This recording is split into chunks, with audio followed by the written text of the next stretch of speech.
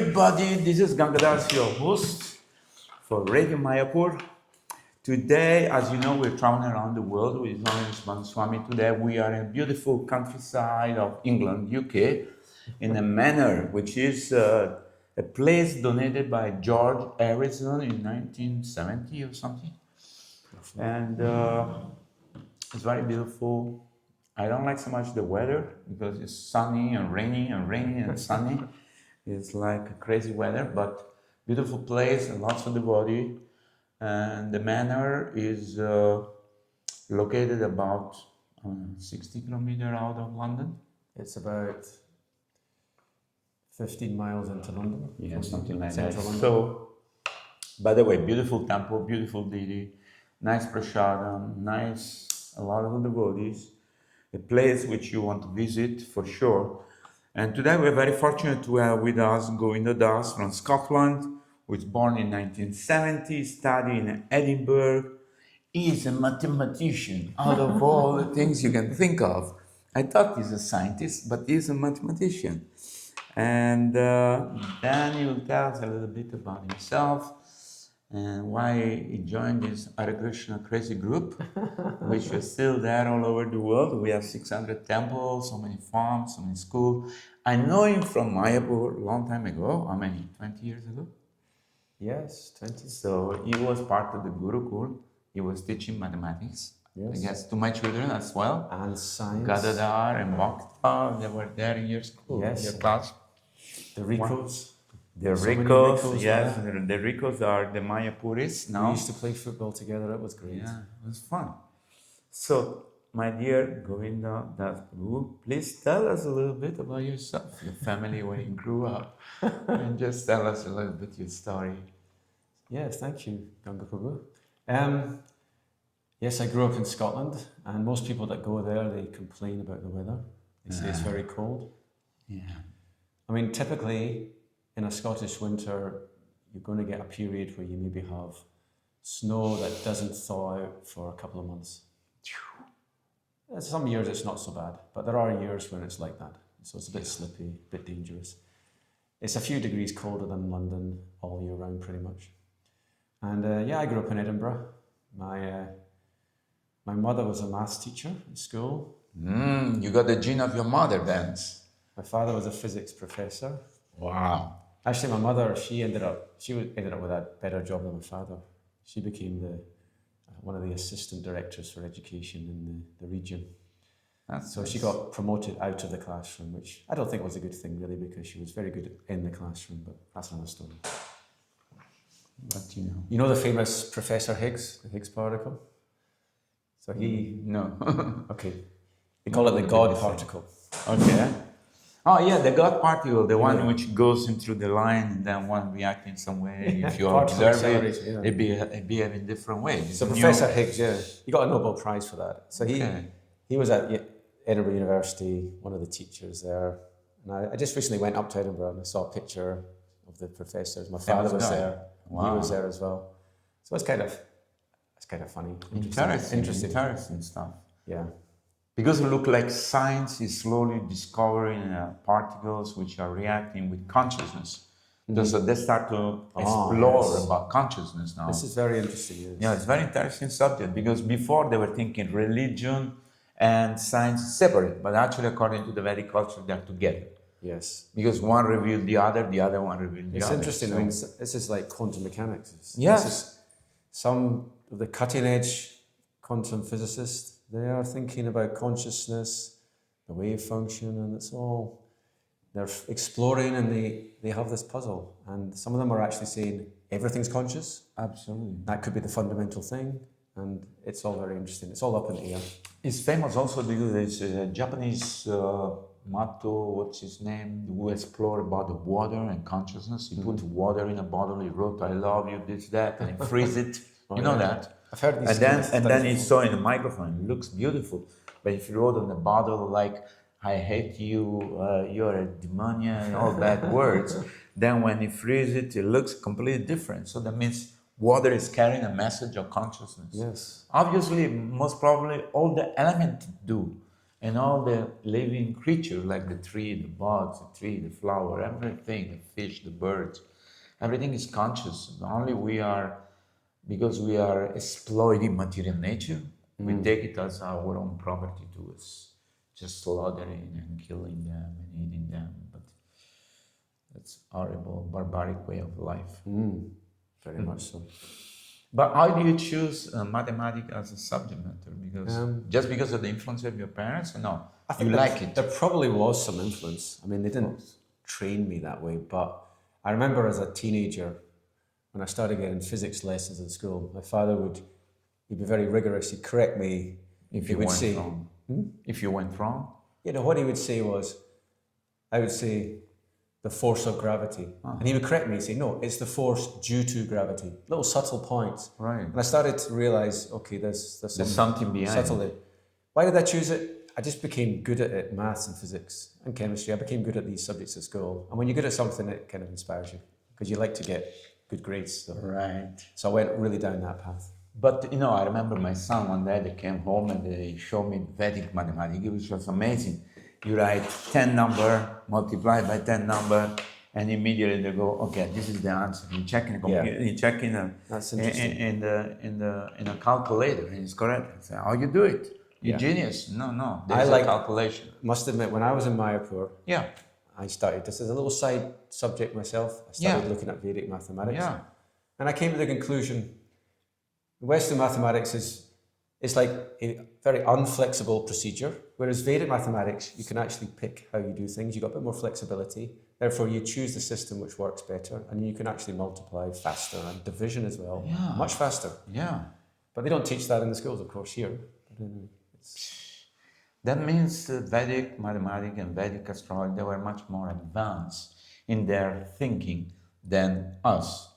Pythagoras and all these guys, they were great genius, obviously, but I think the Vedic mathematicians, you know, they were much more advanced. What do you think? What do I think? As far as having records of what they actually presented mathematically, we don't have records of, I haven't studied in detail, we don't have the records of them going into very advanced mathematics, like this type of mathematics, for example, that Professor Higgs, or the particle physicist, that type of mathematics, I've never seen it anywhere in the Vedic scripture, at least not obviously. Whether it's there in a hidden form, that's another story, or whether there's manuscripts around that have certain aspects of mathematics we know nothing about. I have no idea about that, actually. Well, the thing is that 400-year invasion of Muslim destroy everything. A lot of temples burn out, a lot of library, and 200 domination by the British who stole everything and actually want to turn around the consciousness of people, make them feel inferior. But according to what I learned from His Holiness Bhaktivedanta Swami, studying in depth the scriptures, there were many advanced technology which we lost. So it's like there was a person, it's called Panini, for example, who explained how the sound, there are different sounds coming from the throat, coming from the, from the tongue, the battle tongue. There are different words in Sanskrit which make different sound. So all the sound is coming. And for me, I think they were very, very advanced, because when you see these temples, how they're being constructed, they can't figure it out. There is some temple, in Maharashtra, I think, which is a mountain carved opposite way inside a mountain. It's been sculpted, but they can't find the stone that they removed from this temple, So architecturally speaking, so even maybe, the rath carts. Rath carts, the number of pieces of wood they use and how it's all constructed. I mean, where without did that come nails. from? Where did that come from?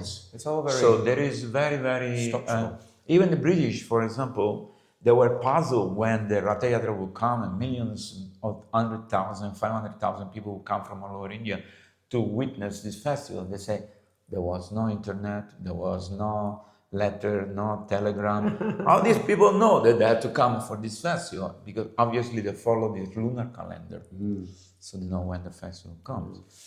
And there was this subtle energy around. Anyway, that's another story.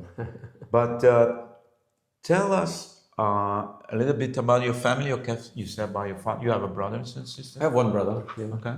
He's also a mathematician? he studied physics university. He got into business, and he just became a business person with kind of in relation with technology. Okay. So he's been working in different companies and stuff. Nice. Living in America just now, he is. Yeah. Good. And tell me how you say in 1990 you met the devotee. Yeah. Where you met the devotee? In How it Edinburgh. happened? Okay, so at that time, book distribution, Prabhupada book distribution was very big in Scotland. So I would say what happened was I went to university to study mathematics, and then for some reason I just got really interested in Eastern religion. And also I was a wild student. And so wild as in like... Wild means rebel. I mean like... We all were at the time, yes. Parties, going to parties, and it was a funny time, and I was seeking the truth. I just started developing an interest in philosophy, because I'd studied maths and physics so much at U School. I thought, what is this philosophy? And then this took me to Eastern philosophy, and I used to go to libraries in my spare time and study philosophy. And then I had this, most people, this happens to a lot of people, had a sort of like, I would say it was like a crisis, psychological crisis. I was struggling with meaning of my life. It's called existential crisis. Exactly. Everybody goes through this, my friend. I was just basically, what's it all about?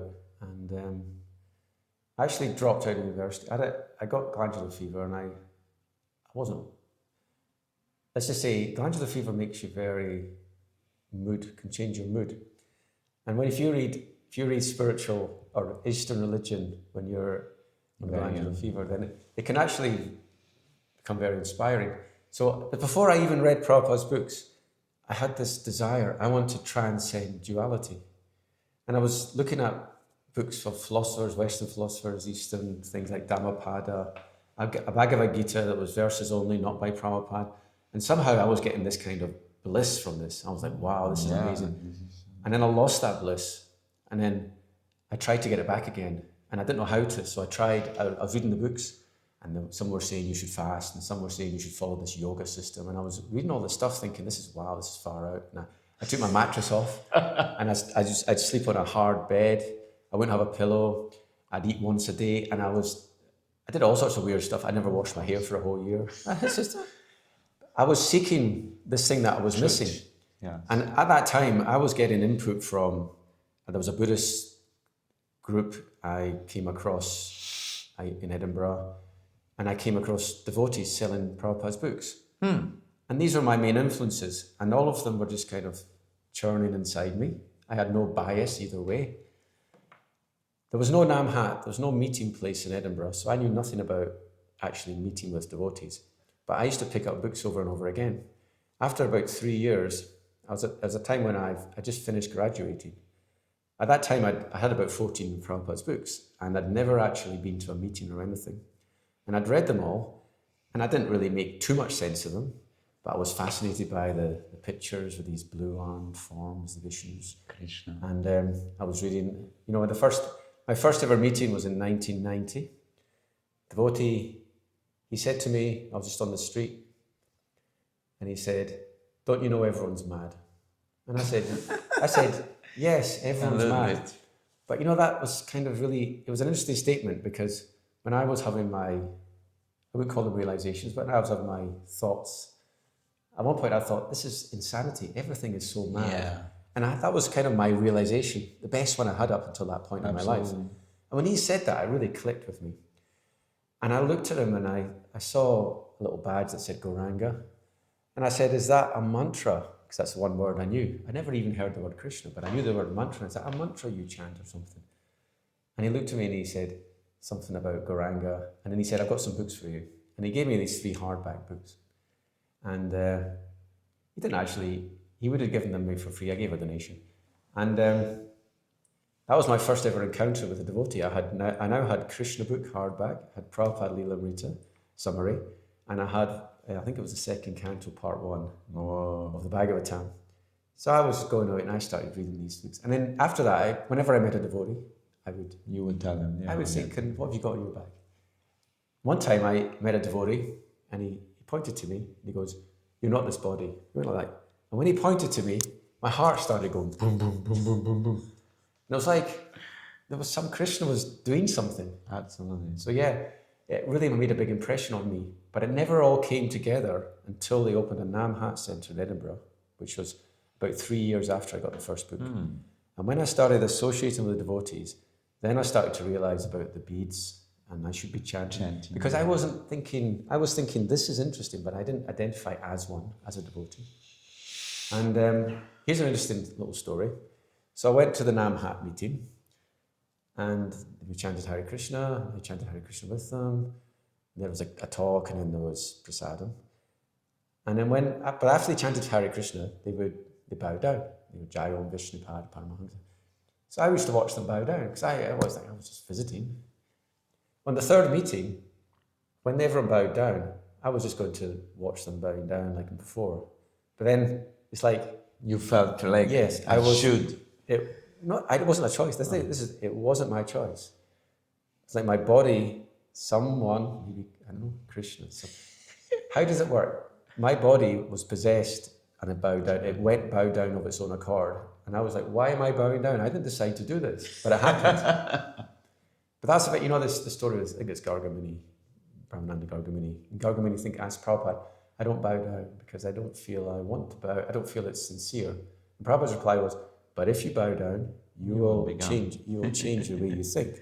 And that's what happened to me. Just by that bowing down, I felt I became part of the Hare Krishnas. And I felt like I was on the inside, you see. Amazing. So the other forces of these other yoga books and the Buddhist, they didn't actually catch me. I was looking, I was there to be caught by them, but they didn't have the same, there was something missing. So Prabhupada caught me through his books. I think also that we have some remembrance from previous life because I have similar experience also, but this is called vasanas. Means there's some impression in our back of our mind. Yes. That this is something connected with sincere people, they're like our friend, they're telling the truth. And therefore I definitely felt that. We feel like, okay, maybe I should try this, and maybe it's the right path for me. And because similar many devotees I heard, and me too also when I was young, reading all this book about Eastern philosophy, Hermanès and this and that, so many, and shaman and transcendentalists, and then when you meet the devotee, it clicks like, oh. Of course, for me it happened, in a different way. I was already in India because my friends say you should go to India. If you're searching truth about God, India is a great place because they were already there. And Himalaya, the Ganges, the temple, the sadhus, the guru, you will feel inspired by going there. And then eventually I meet the devotee. And when I meet the devotee, I realize, these are the people. That's interesting you mentioned India because what happened was I went to 3 meetings and then I started a PhD in mathematics. And I was so busy, so I didn't go again. But then that all failed. It went all wrong. I couldn't really get into it, and I started getting sick because I was pushing myself too hard. And it all fell apart. So I went back. I was kind of beaten by the material energy. A year later, and then I told them. I said I had a round the world trip with my girlfriend at the time. And then we split up, and she said I'm not going on the round the world trip. So I told devotees I'm going around the world, and my first stop's India. So then this devotee said, you should go to this place called Vrindavan. So I was flying into Delhi, so I decided I'll do what this devotee said. So there I am in Vrindavan after. I wasn't even chanting 60 rounds, but I was in Vrindavan by that time. Nice. And gradually I you got the mercy, you got the mercy. And I joined in New Zealand. I was traveling around the world. I joined in New Zealand, actually. I went for a few weeks to stay at the temple, and I just never left.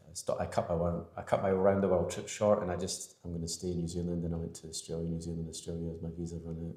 I just became full-time. New Zealand is beautiful. We go every year with Maharaj, and nice place. It was in Auckland. I joined the farm in Auckland. Yeah, nice. But how you end up, I remember you 20 years ago, you were teaching my sons, Dadada and Bhakta, you were teaching mathematics to them. And how you end up in Mayapur in the Gurukul? Because I remember you. Actually, just before I answer that. Yes. I like this question. You know this question, how did you become a devotee? Yeah, please. I like it philosophically, you mentioned vasanas. Yes. If I'm going to answer this question philosophically, I can give you one of two answers, and I don't know which it is. Because from what I understand, either I had some previous spiritual security, either that happened, which caused me to, Krishna arranged my destiny to meet that devotee, to carry on some spiritual progress, a path had already started. Or that was a chance encounter, and that encounter gave me the security to become a devotee. Because Prabhupada said both these things. Absolutely. Sadhu Sangha. I think, the mercy of the devotee. So, in the Bhagavatam, Krishna says, I give to my devotee the freedom to distribute my mercy. So, Krishna is merciful, but then what happened through the devotee, when the people are ready to receive this message, you said by chance, but I don't believe in chance. Good fortune. Everything happened by some mechanistic world. Yes. Quantum mechanic, we say, nothing happened by chance. It says it's a butterfly in South America, a wing, there is some reaction, some other part of the world, right? Chaos so theory. Obviously, I don't believe in chaos. I believe in the reason and logic. I'm a mechanic, not mechanic, quantum mechanic, just motorcycle mechanic.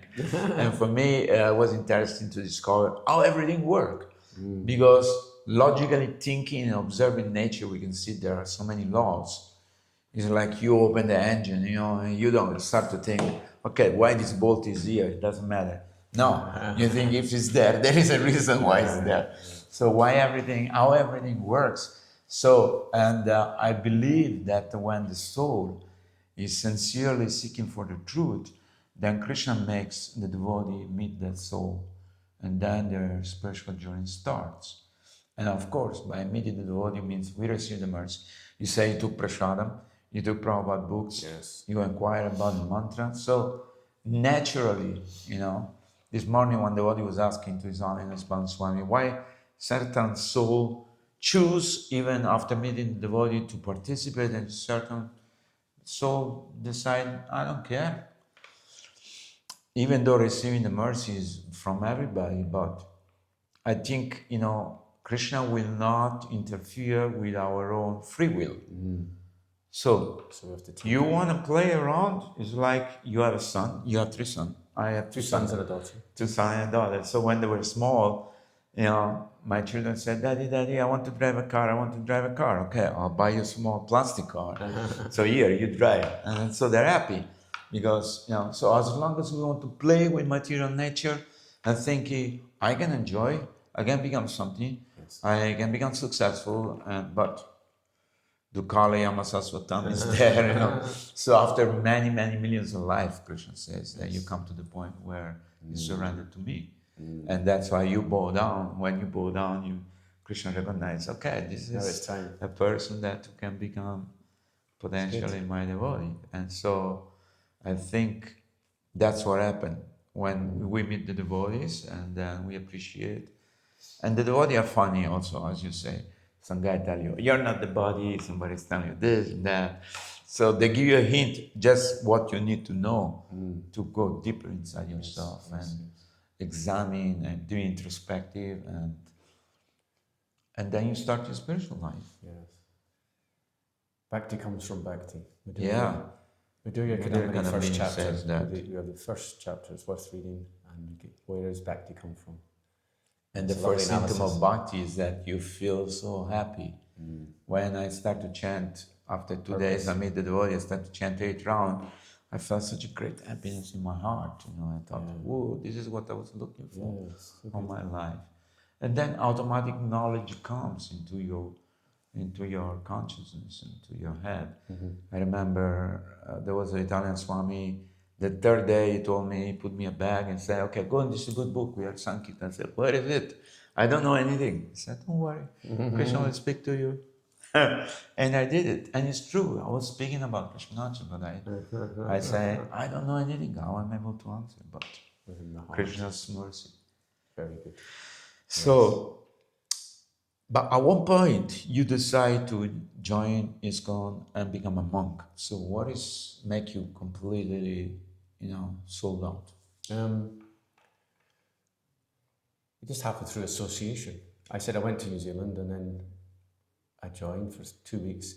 So I was getting up from Mangalarti every day, and then why stop this? This is nice. And then I can stay in this country for 6 months, so I did. And there was never any reason to stop doing it. So and it just became sort of my way of life for about 5 years. I became a monk after about a year, put on saffron, and I was saffron for maybe 2 or 3 years. And Nice. then I was thinking I'll get married. I put on white, but I didn't actually get married for another couple of years. But you asked about how I ended up in Mayapur. Yeah. Well, what happened was Eventually you went to Mayapur. Yeah. When I joined in New Zealand, a few months after I joined, this was 1995, Indrajumna Maharaj came to do a festival tour with Sri Prahlad, back to bring Govinda Maharaj, and I was really ecstatic. We had all this festival chanting on the street, and I was very attracted to that. And actually, that's when after they left, I bought an accordion in one of the shops in Auckland, and I started taking the accordion out, and I started trying to learn how to play the accordion, because I liked that kind of adding that extra dimension to the Harinam. And I then met him again a few years later in Sydney. And then at that time, I heard he had a Polish tour regularly, and I was interested, so I made inquiries, and I arranged to go on the Polish tour, and I arranged to do a bit of fundraising to try and help with the cost of the Polish tour. And then I did that for several years. And one year, Ratchatambra Mataji from Canada, Mayapur, she came on the Polish tour. Right. And then she's like, oh, who's this Govinda? He's a mathematician. Oh, and she started talking to me, saying, we need a maths teacher at the school. And I was thinking, that'd be amazing to actually live in the Holy Dam and do the service. And I said to her, but I like to do the Polish tour. And she goes, well, you do both. You do part of your time in the school, and then over the summer, you go to a Polish tour, yeah. So that was all arranged, and that's how I ended up in Mayapur. Nice. So, yeah. Which year was when you came? I think it was probably year 2000, probably, or Before. I think it was. I remember I got married in Mayapur. I think it was 2002. So I think it was year 2000, probably. Okay. I can't remember the exact. Yeah. But it was. It was a good experience. Yes, it was. Yeah. How many years you spent in Mayapur? Well, almost 2 years. Basically, I taught for 2 years at the school. So yeah. Nice. Wonderful. So yeah, that was a nice experience. So what service you're doing here in the manor? How many years you have been in the manor here now? Well, I've been here about 15 years. I spent about 3 years back in Scotland. After I got married, we had family. So I thought it was, when we had a young daughter, it was easier to be where my parents were. So we spent a few years in Edinburgh. But there was no temple there, so it was tough. And I had this desire, I wanted to live in a community, and so that's when I decided to move house. Nice. So that was 15 years ago. My main service has been Harinam Sankirtan. Wonderful. And there's plenty of opportunities here in London.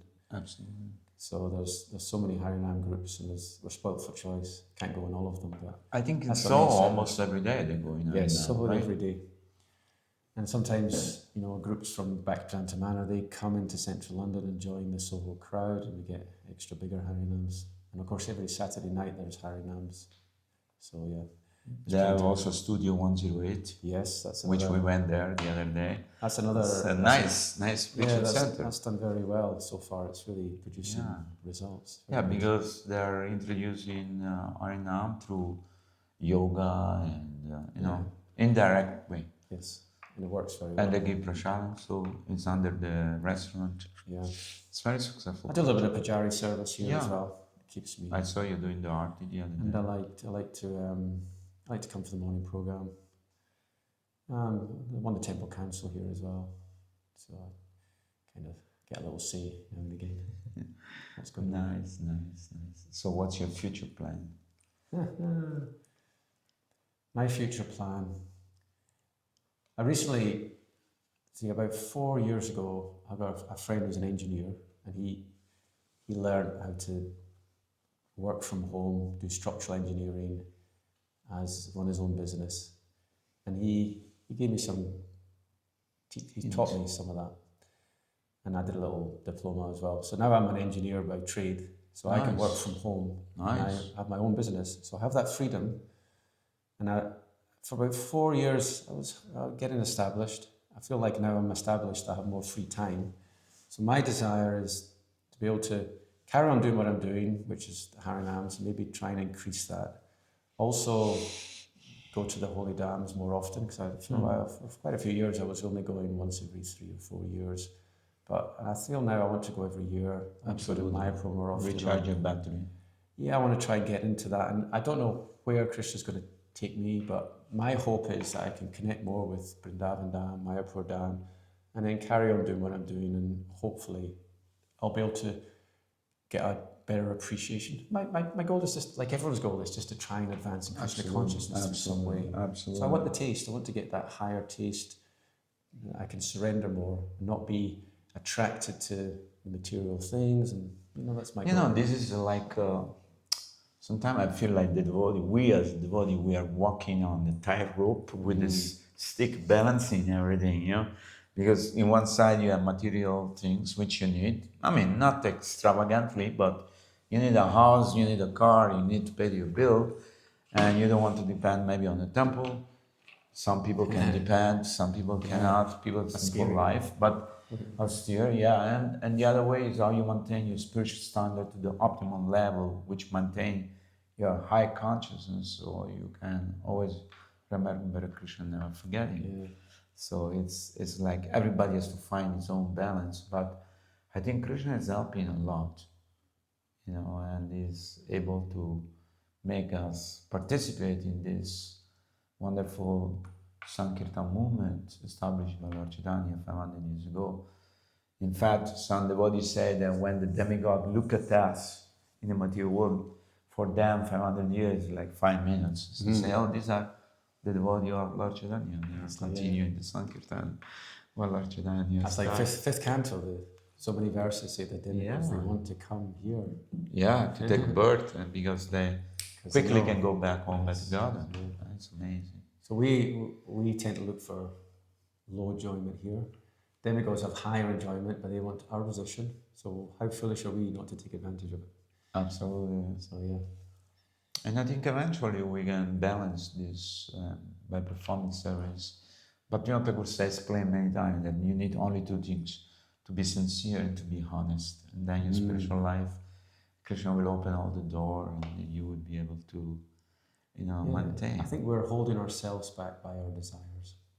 Our material desires are like stopping us from progressing. Desire. But I think as we go on in Krishna consciousness, so we become more and more free from material desire. Because, as you become older and you see in the world, Prabhupada says, no place for gentlemen, for sure. So I don't look at the news anymore, but you will see the material world is kind of falling apart. And unless people raise their consciousness, it look like now there's a lot of people.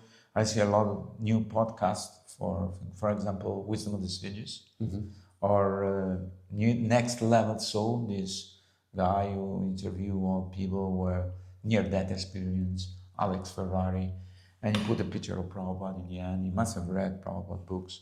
So there are many people who are trying to awaken people to new consciousness. So it look like there is some change, because in my time when I was young, when I became vegetarian, people thought I'm crazy, okay?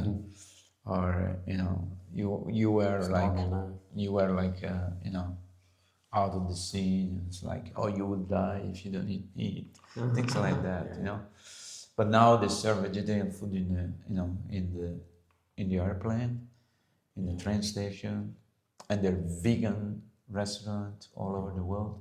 So it looks like people are awakening to some new consciousness. Hopefully, this is the desire of Srila Prabhupada and the Acharya.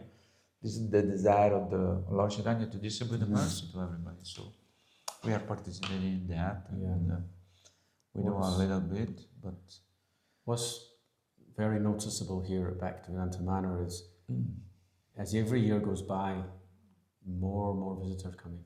it's becoming busier and busier every year. It's kind of amazing. Even during the week, some of the car park gets full up. Yeah. It never used to be like that. So today I saw the temple was full of devotees, people. Artists are always And, full these days. and there was one devotee was explaining about Krishna consciousness. So it's all of course, a lot of Indian people come, but there were some foreign too. Yeah. Because for Indian people, this is a point of a magnet, we can say, because they are accustomed to go to the temple. Yes. They want to maintain their culture, so they easily come here and they donate. We see in the entrance there is so many bags of rice and down and stuff. They want to donate milk. Yes, that's right. So it's nice.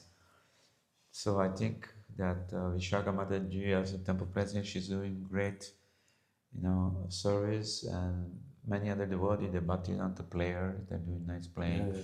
So everybody can contribute in his own Definitely, way. And Govinda, Prabhu, tell us if there is a message you want to give to the people before we are closing this. Before I give the message, Mayapur, Radio Mayapur, is it like people from all over? All over the world. It's very international. It's international because people can listen to the podcast we do and can listen 24-hour bhajan kirtans. Here's my message. Yes. Now, the Srimad Bhagavatam says, where if you live in the city, mode of passion, forest, mode of goodness, where there's brothels, drinking, mode of ignorance, and if you live where the Lord lives, that's Shuddha Sattva, it's pure.